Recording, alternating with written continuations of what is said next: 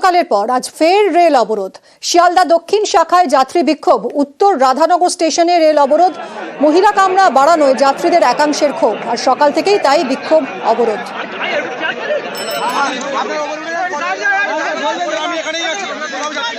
গতকালও রেল অবরোধ হয় শিয়ালদা দক্ষিণ শাখায় এবং আজ আবারও অফিস টাইমে রেল অবরোধ। শিয়ালদা দক্ষিণ শাখায় যাত্রী বিক্ষোভ। আনিস আমাদের প্রতিনিধির সঙ্গে কথা বলবো। আনিস, এখনো কি বিক্ষোভ চলছে এবং কি কি দাবি জানাচ্ছেন এই বিক্ষোভকারী যাত্রীরা? দেখো, এখনো পর্যন্ত প্রায় 3 ঘন্টা অতিক্রান্ত হতে চললো, ট্রেন অবরোধ চলছে এবং বিক্ষোভ চলছে। মূলত যেটা বিক্ষোভকারীদের দাবি যে দক্ষিণ 24 পরগনার যে শিয়ালদহ দক্ষিণ শাখা রয়েছে, সেই শিয়ালদহ দক্ষিণ শাখার একাধিক লাইন এবং ডায়মন্ড হারবার লাইনে যে ট্রেনের চলাচল করে, সেই ট্রেনের কামরাতে মহিলা কামরার সংখ্যা বাড়ানো হয়েছে, ফলে যে জেনারেল কামরা তার সংখ্যাটা কমেছে এবং চলাচল করে তা নিয়ে কিন্তু যে নিত্যযাত্রীদের বিক্ষোভ। তাদের বক্তব্য যে ট্রেনের মহিলা কামরার সংখ্যা বাড়লেও যাতে জেনারেল কামরার সংখ্যাটা একই থাকে তারই দাবি যেমন করা হচ্ছে, তার পাশাপাশি যে সময় মতো অর্থাৎ ট্রেনের সংখ্যাটা যাতে বাড়ানো হয় তারও দাবি জানানো হচ্ছে। এবং গতকালের পর আজ সকাল থেকেও একইভাবেই যে যারা নিত্যযাত্রীরা রয়েছেন তারা কিন্তু এই বিক্ষোভে সামিল হয়েছেন, ফলে বিভিন্ন রেল স্টেশনে কিন্তু দাঁড়িয়ে রয়েছে রেল এবং সাধারণ যারা যাত্রী রয়েছে যারা অফিসের উদ্দেশ্যে বিভিন্ন কাজে বেরিয়েছে তারা কিন্তু আটকে পড়েছে এবং রেল পুলিশ এবং জিআরপি পুলিশ ঘটনাস্থলে পৌঁছেছে এবং রেলের পক্ষ থেকে জানানো হয়েছে যে বিক্ষোভকারীদের সাথে কথা চলছে, খুব তাড়াতাড়ি খুব শীঘ্রই এই রেল অবরোধ তুলে দেওয়া হবে। ধন্যবাদ আনিস।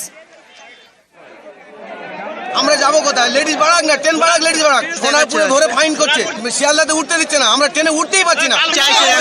আমাদের বগি বাড়াক, লেডিস করুক, আমাদের বগি আমাদের থাক, জেনারেল যেমন আছে তেমন থাক, লেডিস বাড়াক, এক্সট্রা ট্রেন দিক।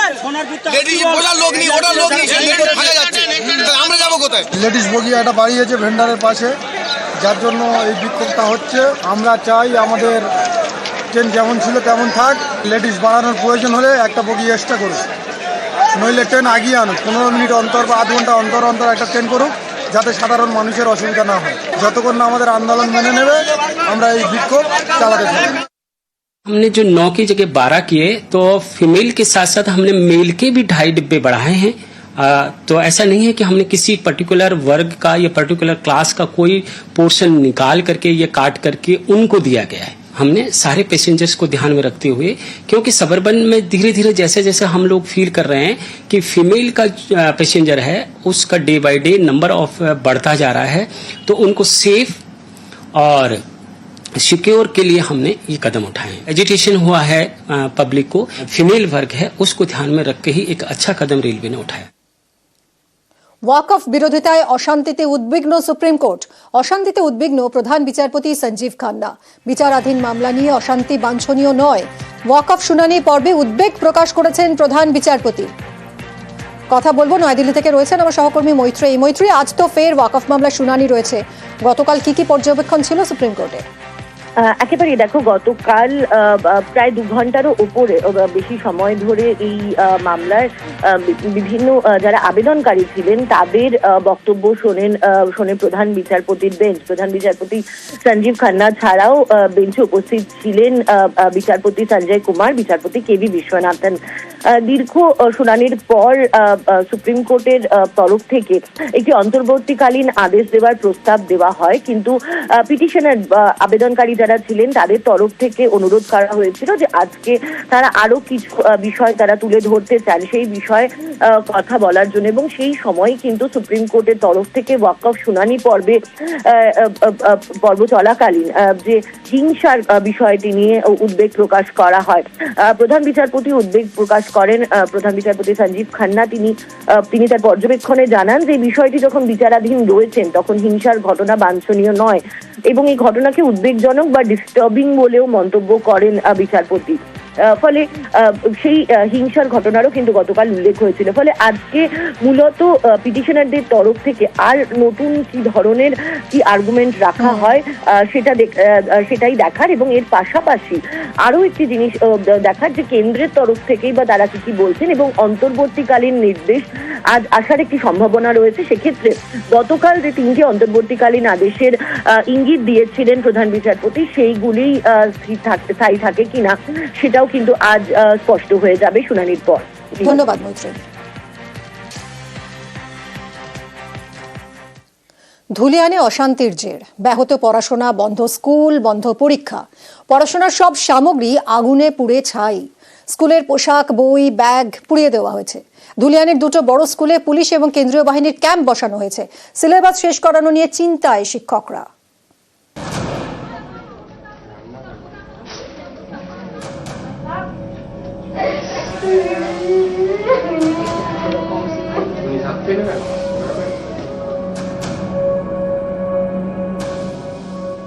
ভস্মীভূত বাড়িগুলোর মধ্যে হাতড়ে খুঁজে বেড়াচ্ছেন ছাত্রছাত্রীরা যদি তাদের পড়াশোনার কোনো জিনিস পাওয়া যায়।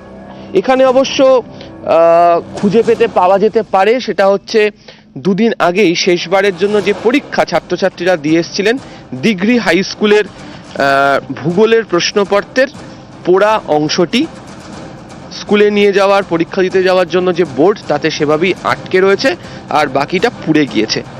ছড়িয়ে ছিটিয়ে গোটা গ্রামের একাধিক বাড়িতে রয়েছে হচ্ছে স্কুলের পোড়া পোশাক, স্কুলের থেকে দেওয়া যে ব্যাগ তার পোড়া অংশ। সবই পুড়ে গেছে।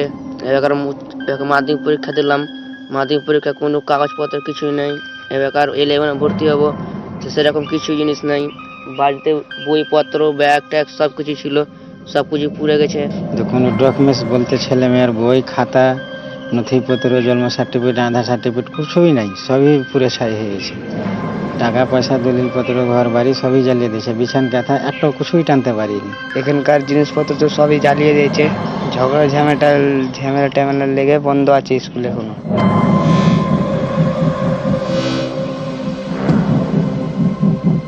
সিলেবাস কী করে শেষ করবো? ক্লাস 11-12 নতুন সিলেবাস। ফার্স্ট সামেটিভ যে পরীক্ষা ছিল সেটাও ইনকমপ্লিট অবস্থায় বন্ধ হয়ে রয়েছে।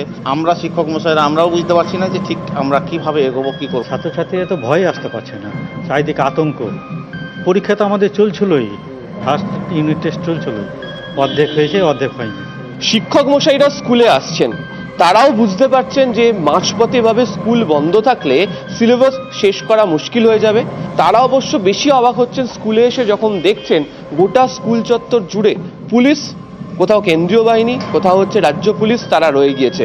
ফলে এই ক্লাসঘরগুলিতে কবে ক্লাস শুরু করতে পারা যাবে তা নিয়ে তারা নিজেরাও চিন্তায়। এছাড়া একাধিক ছাত্রছাত্রী যেহেতু বইপত্র, স্কুলের ব্যাগ, পোশাক সমস্ত কিছু পড়ে গিয়েছে, ফলে সব মিলিয়ে সিলেবাস শেষের পাশাপাশি স্বাভাবিকভাবে স্কুলগুলিতে পঠন পাঠন কবে থেকে শুরু হবে তা নিয়ে চিন্তায় ধুলিয়ান। ক্যামেরা অসিত দাসের সাথে আবির ঘোষাল, নিউজ 18 বাংলা, ধুলিয়ান।